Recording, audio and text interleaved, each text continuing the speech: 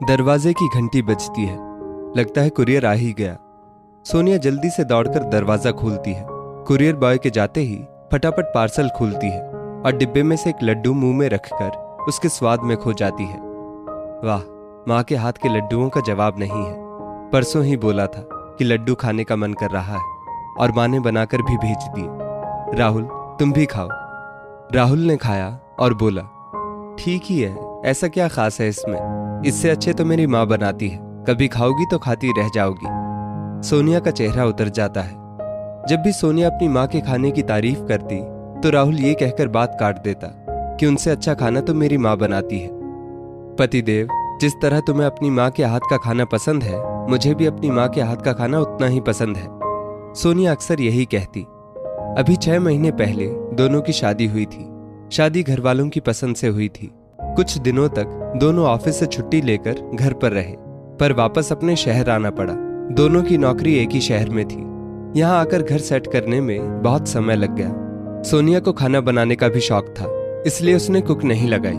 फिर 2 ही जनों का खाना ही तो था। सोनिया हर चीज बड़े मन से बनाती थी। रोज थककर ऑफिस से आती, फिर भी उसमें खाना बनाने का उत्साह रहता था। शनिवार और रविवार को तो वो नई रेसिपी भी बनाती थी, पर कभी राहुल के मुंह से उसके लिए एक शब्द तारीफ का नहीं निकलता था। राहुल हर बार यही कहता कि मेरी माँ जैसा खाना तुम कभी नहीं बना सकती, और वो सोनिया के हाथ के बनाए खाने में भी 10 कमियां निकाल देता था। सोनिया राहुल की इसी आदत से परेशान हो चुकी थी। वो बार बार समझाती थी कि हर हाथ का स्वाद अलग होता है, पर राहुल को ये बात समझ नहीं आती थी। राहुल की माँ साधना जी कुछ दिनों के लिए बेटे बहू के साथ रहने आई थी। उन्होंने सोनिया से कह दिया था कि कुछ दिन वो आराम करे, खाना वो बना लेंगी। रात को जब राहुल और सोनिया ऑफिस से घर आए तो साधना जी ने उन्हें खाना परोसा।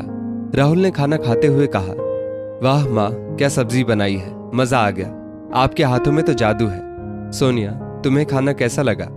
राहुल ने खुश होकर पूछा।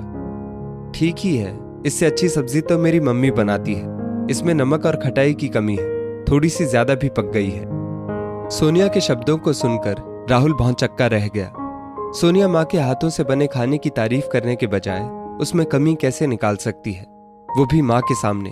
उसका पारा चढ़ गया।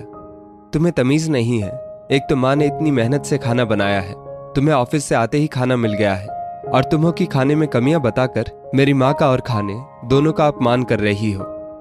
राहुल, गलती तेरी है, तू सोनिया से माफी मांग। साधना जी बोली।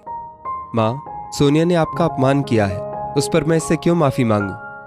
राहुल, तुझे माफी मांगनी होगी, क्योंकि तूने सोनिया का कई बार दिल दुखाया है। सोनिया की माँ के हाथ से बने खाने और पकवानों का ये कहकर तिरस्कार किया है कि मेरी माँ ज्यादा अच्छा खाना बनाती है। सोनिया एक लड़की है तो क्या हुआ, क्या उसे अपनी माँ के हाथ के खाने की याद नहीं आती? इसने खाना बनाना भी उन्हीं से सीखा होगा, और इतना अच्छा खाना बनाती है, फिर भी तू कुछ ना कुछ कमी निकाल कर उसके हाथों से बने खाने का हमेशा अपमान कर देता है। अपनी माँ के हाथ के खाने का स्वाद कोई नहीं भूल सकता, चाहे वो लड़का हो या लड़की। अपनी माँ के हाथों के खाने की तारीफ करना अच्छा है, लेकिन पत्नी की माँ के हाथों से बने खाने में कमियां निकालना ठीक बात नहीं है। आज सोनिया ने मेरे खाने को लेकर कमेंट किया तो तू कितना गुस्सा हो गया, कैसे गुस्सा नहीं आता होगा?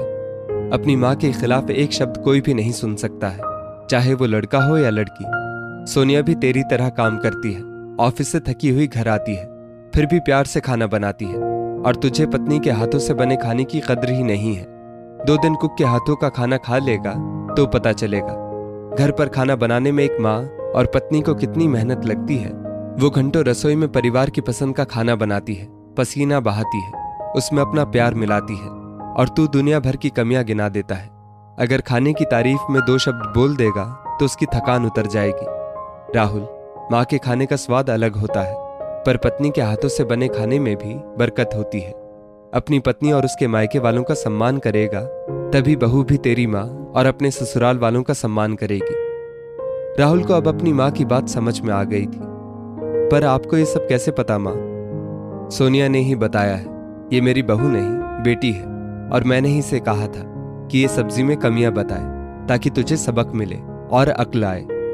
साधना जी और सोनिया एक दूसरे को देखकर मुस्कुराने लगे। दोस्तों, इस स्टोरी को लेकर आपकी क्या राय है? नीचे कमेंट करके जरूर बताइएगा, और ऐसी ही और भी बेहतरीन वीडियोस के लिए हमारा पेज जरूर फॉलो करें। धन्यवाद।